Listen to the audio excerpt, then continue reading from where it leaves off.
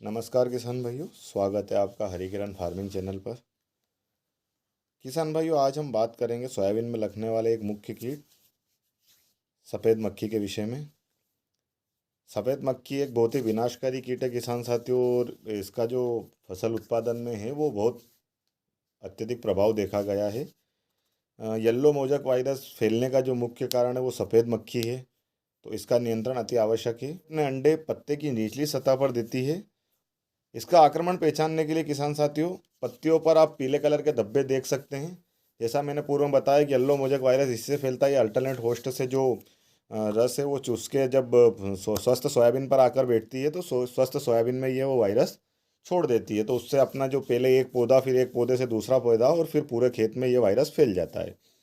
तो किसान साथियों, इसका जो नियंत्रण है वो जरूरी है। इसके आक्रमण को आप कैसे पहचानें? तो इसके आक्रमण को पहचानने के लिए किसान साथियों, जब आपको पत्ते पीले दिखने लग जाएं, उसके ऊपर धब्बे दिखने लग जाएं, तो इस प्रकार की जब समस्या खेत में दिखने लग जाए तो आप समझ लें कि सफ़ेद मक्खी का जो आक्रमण है वो आपके खेत में हो गया है। इसका जो निवारण है या इसका नियंत्रण है वो कैसे करें? तो किसान साथियों, सबसे पहले तो ये है कि आप जो आसपास खेतों की मेड़ है या खेत के आसपास खरपतवार ना होने दें, क्योंकि अधिकतर ये जो मक्खियाँ ये खरपतवार से ही सोयाबीन में आती हैं।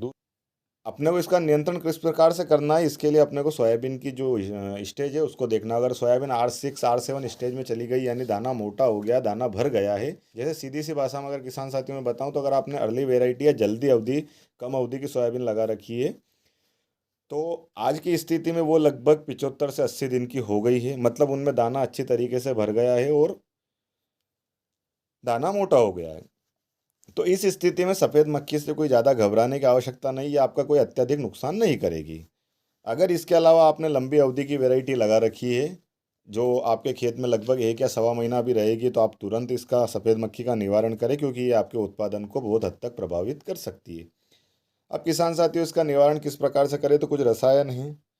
इसके अलावा मैंने आपको पहले ही बता दिया, खरपतवार का जो है वो नियंत्रण आप करते रहें। उसकी वजह से जो है अधिकतर सफ़ेद मक्खी, और पूरी तरीके से सफ़ेद मक्खी बहुत सारे किसान मित्रों की हो कि हमने कुछ समय पहले 6-7 दिन पहले उस दवाई का स्प्रे करा था, तो उसकी वजह से भी ये फिर भी आ गई। तो किसान साथियों, इसका कोई स्थायी निवारण नहीं है। अब बस ये है कि जब ये आए तो ये इस प्रकार के रसायनों का आप स्प्रे करें, जैसे इसमें इमिडाक्लोप्रिड या थायोमिथोक्सम है। लेकिन किसान साथियों, सिर्फ ये तो रहते ही नहीं है, कुछ भी कीट तो खेतों में रहते ही हैं, या फिर गडल पीटल हो गए, रिंग कटर हो गए, तो आप इसके अलावा इमिडाक्लोप्रिड, बीटासाइक्लोथ्रिन, इनका छिड़काव कर सकते हैं। या आप थायोमिथोक्सम प्लस लेमडा साइलोथ्रिन का कर सकते हैं। या इसके अलावा आप क्लोएंट्रानिप्रोल इसका स्प्रे कर सकते हैं। अब किसान साथियों, ऐसा नहीं है कि इसका स्प्रे कर दिया तो आपको देखने को नहीं मिलेगा। एक परसेंटेज के आधार पर आप इसको कंट्रोल कर सकते हैं। 70 से 75% तक अगर भी कंट्रोल हो गया तो आप काफ़ी हद तक मानते हैं कि ये कंट्रोल हो गई। किसान साथियों, ये बहुत उत्पादन में नुकसान पहुंचा सकती है, इसलिए इसका जो है निवारण वो जल्द से जल्द करें। जैसा कि हर वीडियो में बार बार बोलता हूँ, और आपको भी लगता होगा हर बार यही बात बोलते हैं, लेकिन खेतों की सतत निगरानी करें।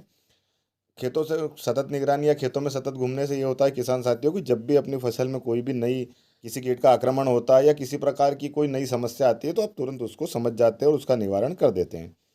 किसान साथियों, आशा है जानकारी आपको अच्छी लगी होगी। जानकारी अच्छी लगी हो तो वीडियो को लाइक करें, चैनल को सब्सक्राइब करो, अधिक से अधिक किसान मित्रों तक शेयर करें। जय जवान, जय किसान, जय हिंद, जय भारत। वीडियो देखने के लिए धन्यवाद।